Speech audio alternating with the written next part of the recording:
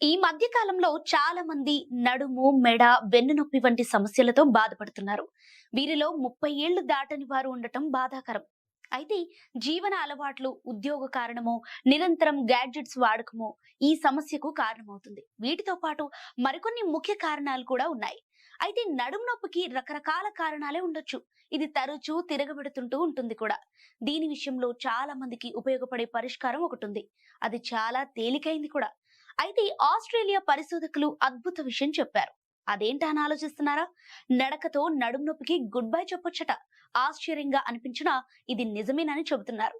రోజు నడవటం ద్వారా నడుము నొప్పి తిరగబెట్టకుండా చూసుకోవచ్చని గుర్తించారు. వారానికి 80 నుంచి 130 నిమిషాలు అంటే రోజుకు కేవలం 11 నుంచి 18 నిమిషాల సేపు నడిచినా నొప్పి తగ్గుతున్నట్టు తేలింది. నడుము నొప్పితో బాధపడుతున్న వారిని 6 ఏళ్ల పాటు పరిశీలించి ఈ విషయాన్ని గుర్తించారు. నడుము నొప్పి తిరగబెట్టడం అనేది తొలిసారి అయినా గాయం నుంచి సంభవిస్తుందట.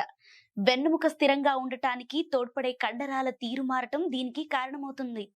విశ్రాంతి, నొప్పి మందుల వంటివి నొప్పి తగ్గటానికి తోడ్పడినా మళ్ళీ తిరగబెడుతుంటుంది. దీంతో చాలా మంది కదలటానికి భయపడుతుంటారు. దీంతో ఎముకలకు అంటుకొని ఉండే కండరాల ఆకృతులు మరింత దెబ్బతింటూ వస్తాయి. ఇంత చిన్న చిట్కాను మీరు కూడా పాటించి మంచి ఫలితాన్ని పొందండి.